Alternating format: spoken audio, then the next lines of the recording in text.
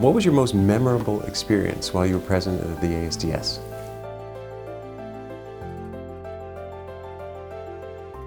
The most exciting experience I had really started when I was the program director for a prior president.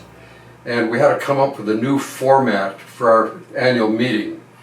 And so the president at that time was Ed Krull, and he felt that it was going to be the life-sustaining process of the new meeting if we came up with a new technique of teaching.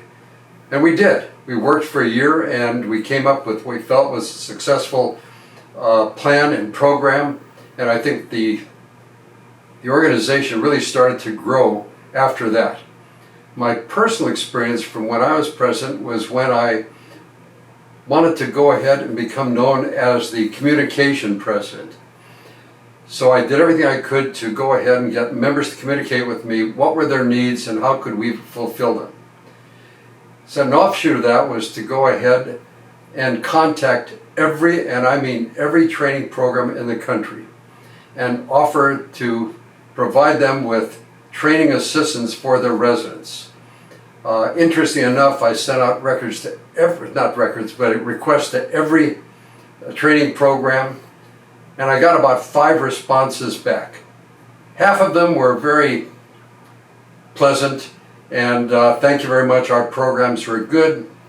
The other half were sort of like out of the movie where Al Pacino is in Scarface. That's the way I envision them, with really a hostile response that we don't need no effing help.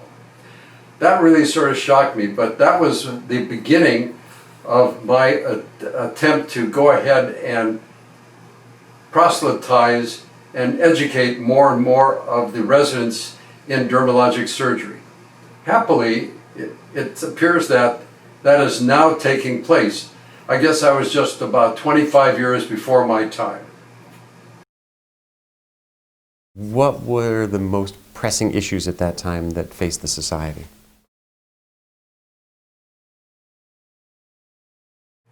The issues that we faced at that time were exactly the same issues that Rodney Dangerfield had. You get no respect. Dermatologists needed to let other specialties know that we not only did surgery, we did good surgery. And it was a question of informing and educating other specialists, whether it be surgical specialists or non-surgical specialists, that we were a medical surgical specialty and we were good at what we did. What were the most significant innovations that were going on within the dermatologic surgery? The most significant innovations were actually refinement procedures. Hair transplantation was being refined, going from the typical 4mm punch into a 4mm hole, and we thought, my partner and I, that we could possibly put 4mm punches into maybe 3.5mm holes. Found out that worked. And then we went from 3.5mm punches into 3mm holes. We found that worked. And the cosmetic results were very appealing. There were also doctors who were doing a lot of work in chemical peeling and refining that procedure. There were also a number of dermatologists who were doing really excellent work on refining the technique of dermabrasion, which was at that time done with a wire brush or a diamond phrase, which is basically a diamond wheel. I was also very fortunate to work with pioneers in fillers, those pioneers being Ted Tromovich and Sam Stegman from San Francisco. After calling them almost every week, literally week after week after week, I guess they gave in to my nagging and permitted me to do some of the early research with them. So those were the things that were being really worked on in those early years. And in your career, do you have a most memorable patient that you can think of?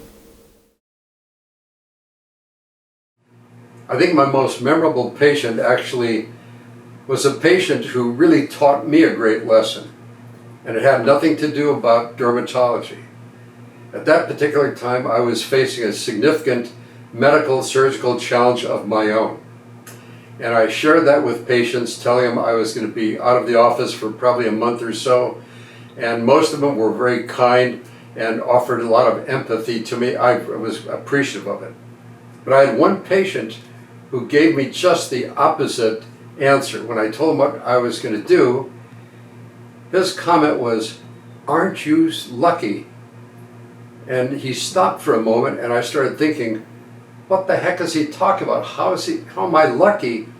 And he finished his statement by saying, "Aren't you lucky that they have something they can do to correct that problem that you've got?" And I really realized from that patient that you've got to be uplifting for people, that there are things you can do. Don't give up. Be positive. And I'll never forget that patient. I can see his face today, even though this was over 30 years ago. If you look back on your career, would there be anything that you would change? As I look back upon my career, there's absolutely no question about it. I would still choose to be a dermatologist. The specialty is medical, it's surgical, it's infectious diseases, it's pediatric, it's for the old folk, of which I happen not to be one of them. It revolves around pathology, psychology. It's a great specialty. So if I had to choose over again, I would choose dermatology.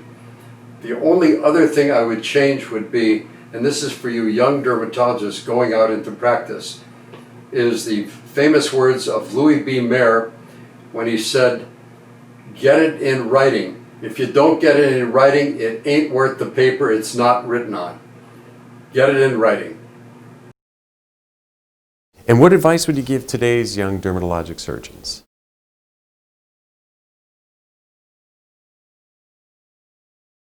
If I had any advice to give to young dermatologists, I'd say learn from your elders. Don't make the same mistakes we made.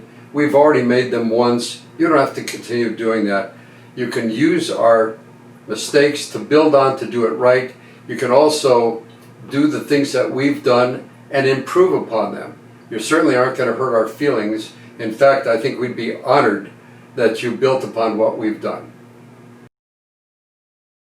Do you have any predictions for the future of the ASDS?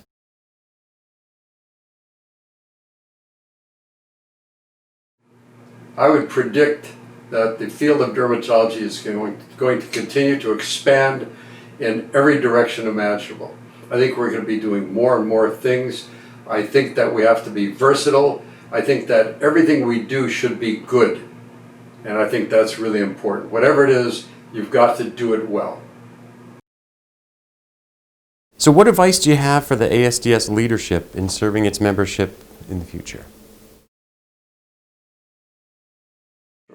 I would hope that the leadership of this organization utilizes the KISS principle. Keep it simple, stupid. Make it practical. Educate our membership to do things better than what they did before. So if they attend a meeting, they should be able to leave the meeting, go back to their respective offices, and the following Monday do something better than they did the week before. The biggest concern I've got is splitting the entire specialty into little sections, because my concern is that every time you do that, you weaken this specialty. And a large inclusive specialty, I think, is much more powerful than multiple small groups. So make it special by training, make it practical so people can do things better, do it quickly, and also keep the specialty a specialty.